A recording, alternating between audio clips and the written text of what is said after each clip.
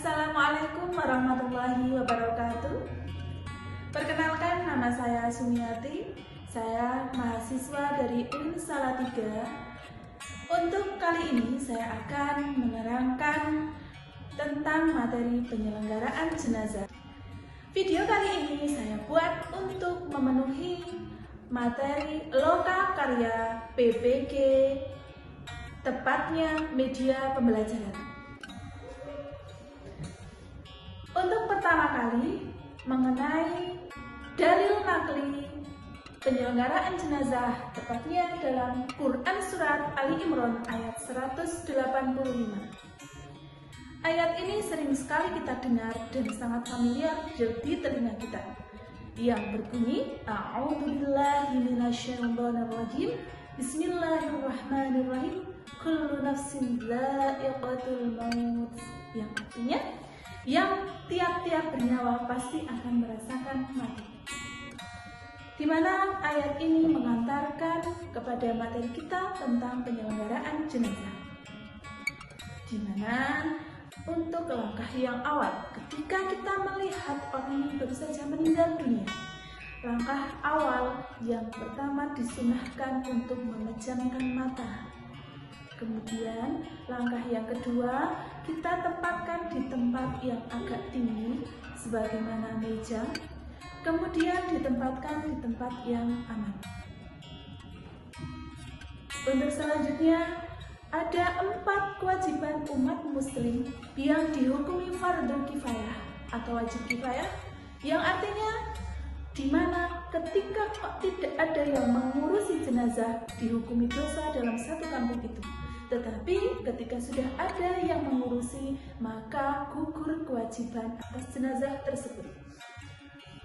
Berikut ada 4 langkah tata cara penyelenggaraan jenazah. Langkah yang pertama adalah memandikan jenazah. Hal-hal yang perlu diperhatikan dalam memandikan jenazah adalah yang pertama, tadi sama diletakkan di tempat yang agak tinggi. Untuk yang kedua, yaitu kita membuka auratnya dan ditutupi dengan kain basahan. Untuk yang selanjutnya, kita bersihkan kotoran-kotoran dari lubang tubuh seperti hidung, mata, mulut, dibersihkan giginya, dan lain sebagainya dengan cara agak didudukkan. Jadi jangan terlalu didudukkan, jangan terlalu dibaringkan, kira-kira ditekan bagian perut. Jadi tujuannya untuk membersihkan najis yang baik dari lubang depan maupun lubang belakang. Kemudian disunahkan untuk menyiram seluruh bagian tubuh 3-5 kali.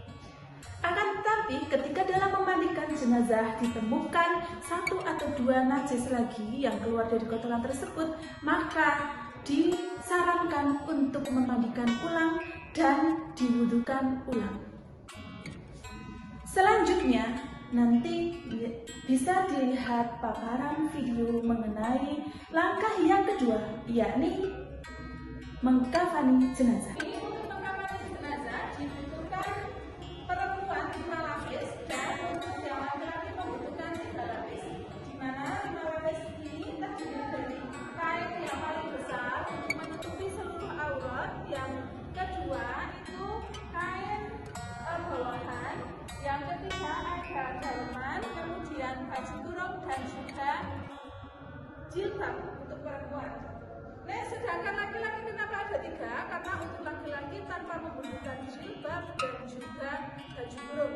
Jadi langsung kain besar, kemudian dalaman, kemudian ini rok bagian bawah.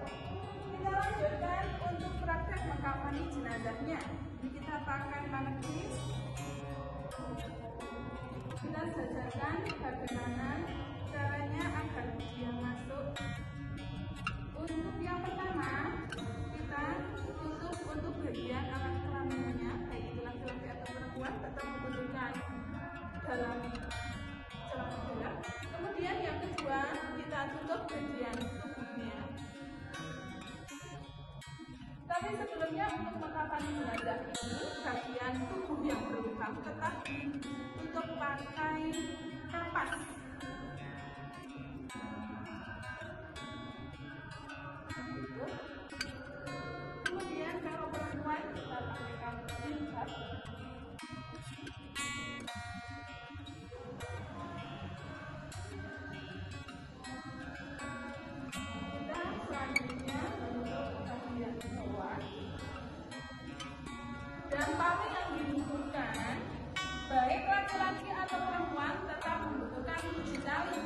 2 tali bagian atas bawah untuk koncokannya dan bagian yang 5 untuk bagian tubuhnya. Kita sunahkan bagian ini.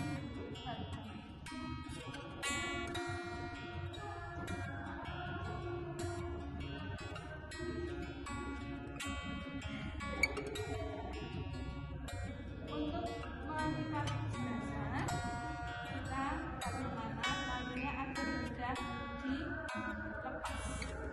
Untuk di sini aja ya, langsung. Kemudian yang kedua, bagian lebar.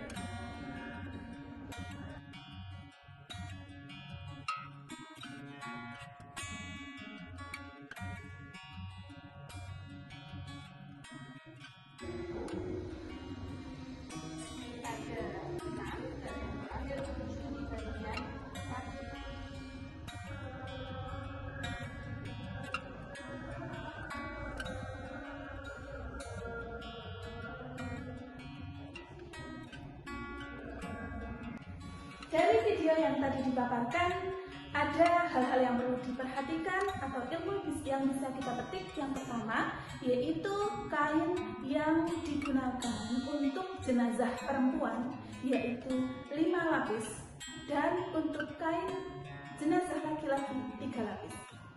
Yang membedakan 2 lapis kelebihan dari jenazah perempuan adalah kerudung dan juga baju gamis.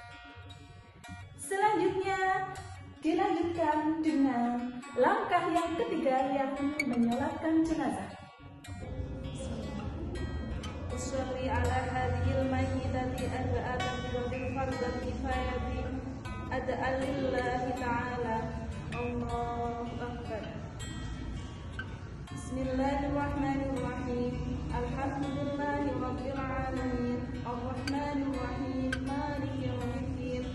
إياك نعبد وإياك نستعين اهدنا الصراط المستقيم صراط الذين أنعمت عليهم غير المغضوب عليهم ولا الضالين آمين. الله أكبر.